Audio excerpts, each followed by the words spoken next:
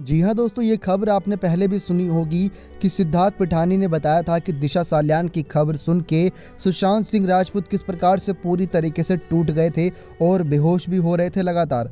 बता दें दोस्तों, सिद्धार्थ पिठानी ने बताया कि जब सुशांत सिंह राजपूत को उनकी एक्स मैनेजर दिशा सालियान के बारे में पता चला तो वह काफ़ी डिस्टर्ब हो गए। इसके बाद सुशांत ने समाचारों में पढ़ा कि सुशांत सिंह राजपूत की मैनेजर दिशा सालियान के साथ कोई ना कोई कनेक्शन था, यानी कि जो दिशा सालियान ने बड़ा कदम उठाया है उसके पीछे सुशांत सिंह राजपूत का हाथ था। ये चारों तरफ खबर सिर्फ और सिर्फ न्यूज़ एजेंसी में फैली हुई थी।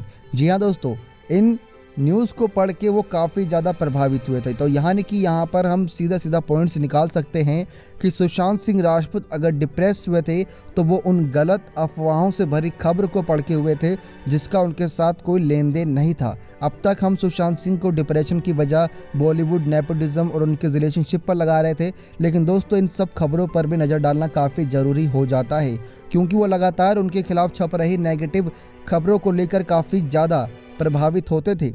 सुशांत ने सवाल किया कि इन सब में उनके नाम का इस्तेमाल क्यों किया जा रहा है। उस रात उसने देखा कि सुशांत बहुत लो फील कर रहे थे। वह इतना परेशान थे कि बार बार उनका नाम क्यों इस्तेमाल किया जा रहा है यही बात को दोहरा रहे थे, क्योंकि सुशांत तो सिर्फ अपने पूरे करियर के दौरान दिशा सालियान से बहुत कम मिले थे, या यूँ कहें कि एक बार ही मिले थे। उसके बाद उनकी बातचीत सिर्फ और सिर्फ व्हाट्सएप और फ़ोन कॉल्स तक ही सीमित थी। लेकिन बावजूद इसके सुशांत के साथ दिशा सालियान का नाम इस तरीके से जोड़ा गया जो बहुत बुरा था। यहाँ तक कि दिशा सालियान की मां खुद सामने आई और बोली थी कि सुशांत और मेरे बेटे के इस दुनिया से अलविदा कहने के पीछे कोई संबंध नहीं है। तो प्लीज़ आप सबसे हाथ जोड़ के विनती है कि सुशांत को इस सब में मत घसीटिए।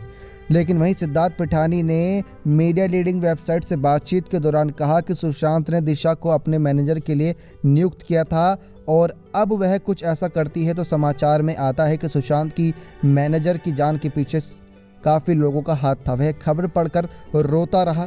सुशांत की बहन मीतू उस समय वहाँ थी और उन्होंने उसकी देखभाल की, उसने समझाने की कोशिश की, लेकिन सुशांत किसी के समझाए नहीं समझे। वो लगातार इन सब खबरों को लेकर काफ़ी परेशान हुए। दोस्तों, अपने दिल पर हाथ रख के सोचिए कि जो इंसान कभी किसी का बुरा नहीं चाहता, अगर उसके खिलाफ ही बुरी खबरें हर तरफ फैल रही हैं और लोग भी उसको बुरा समझ रहे हैं तो उसके दिल पर क्या बीतेगी। सचमुच दिल दहलाने वाला मंजर होगा। लेकिन उस दिन 8 जून के बाद से 14 जून तक सुशांत की आंखों से आंसू नहीं रुके और यहाँ तक कि वो लगातार बेहोश भी हो रहे थे। ये बात खुद सिद्धार्थ पिठानी ने कही थी कि उसको कई बार सुशांत सिंह को कई बार सिद्धार्थ पिठानी ने ही संभाला था और ऐसे में सुशांत सिंह की उन सब मामलों में कोई गलती तक नहीं थी। नेक्स्ट 9 लाइव की रिपोर्ट।